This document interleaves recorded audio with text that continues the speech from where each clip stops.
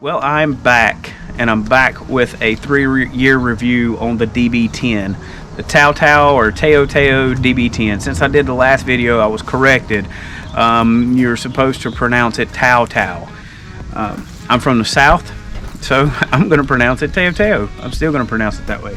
So anyway, this is the Tao Tao DB10. We've had it for 3 years, and just like the DB14, we bought it at the same time. So I'm going to tell the good, the bad of the DB10. I'm not really going to go, I'm going to go into some detail on it. So this might be another 10-15 minute review.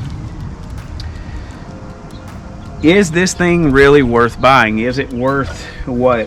And worth buying is going to be a very big variation of your use of the bike and your definition of worth. So, and you're going to see that by the time we get to the end of the review.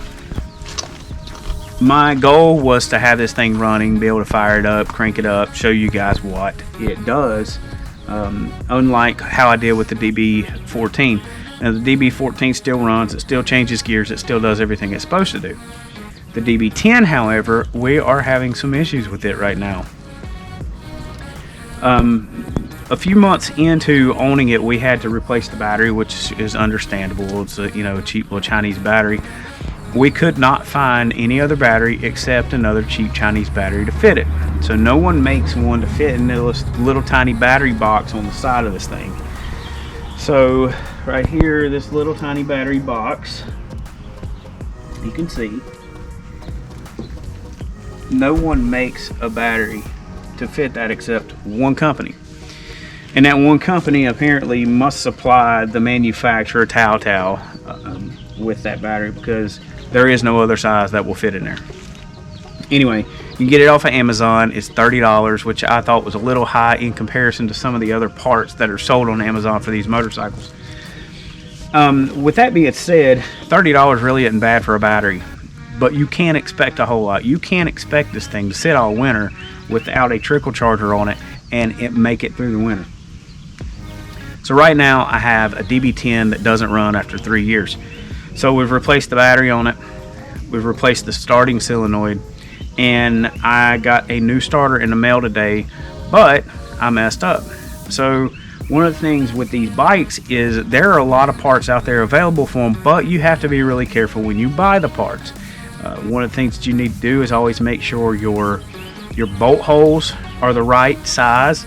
You have to put a caliper on it and make sure your bolt holes are the right spacing apart, and make sure they all have the right amount of bolts.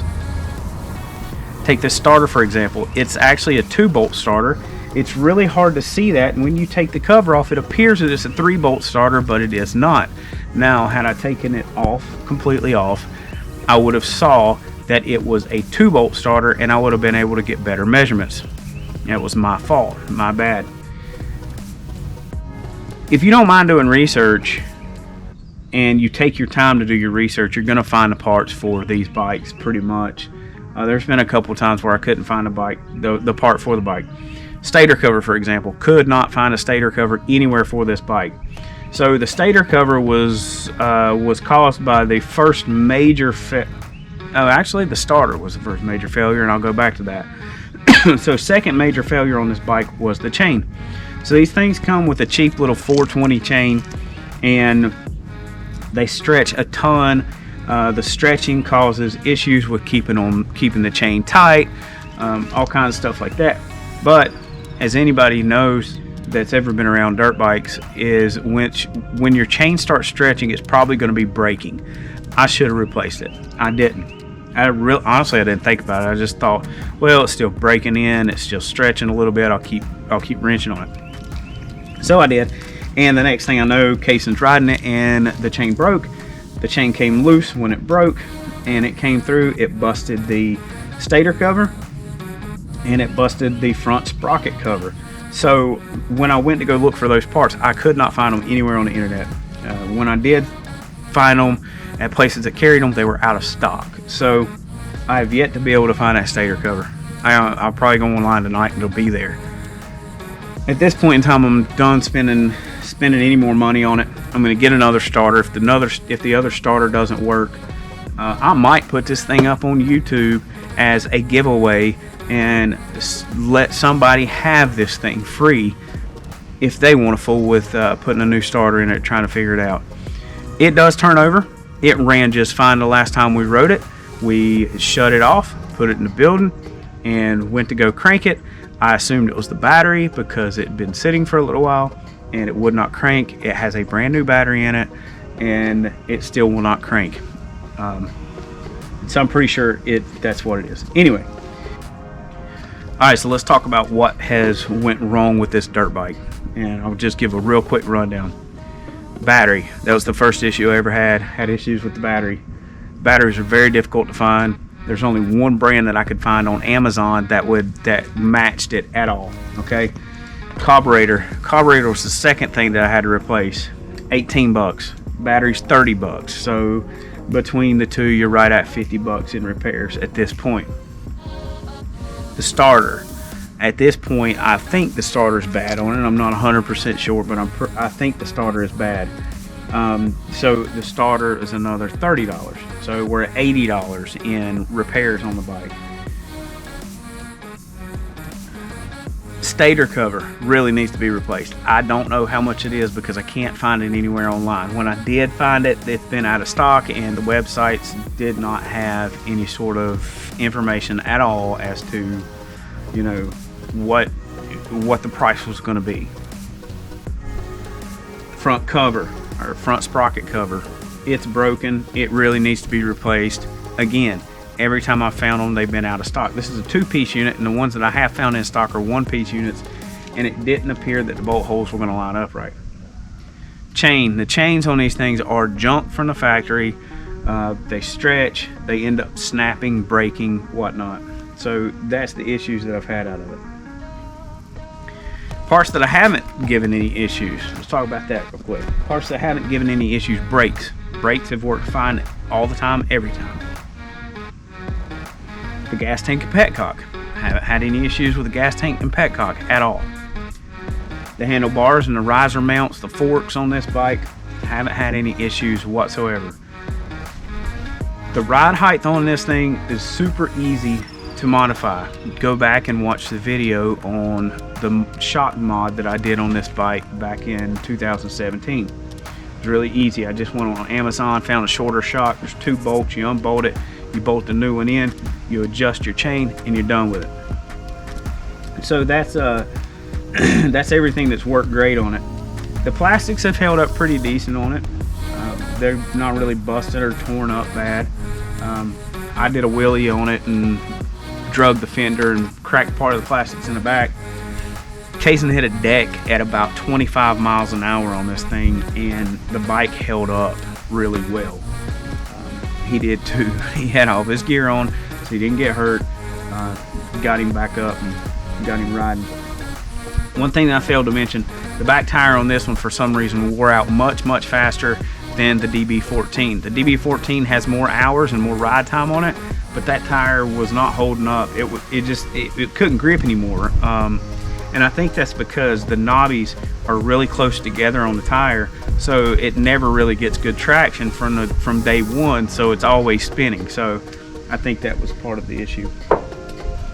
So it has a Dunlop on it. There's a $65 tire on here that has maybe 3 hours of ride time on it.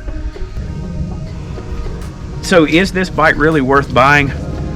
To me, not really. And the biggest reason I say not really is because if you find a used one, a used Japanese bike, the quality is there, and the quality is that much better than this Tao Tao DB10. I hate to say that. I was really hoping that, 3 years down the road, I would be able to do a review that was going to be a great review, and I was going to say, oh man, this little cheap motorcycle, but it's general rule of life, you get what you pay for. If you can't afford or can't find a used CRF50 and you really want to get your child on something, go for it. I mean, just be really careful with it. Make sure you're checking all the parts, make sure you're checking the chain tension. Go ahead and spend an extra $30-$40, whatever it ends up costing total, to have the chain cut down and you put the chain on it yourself.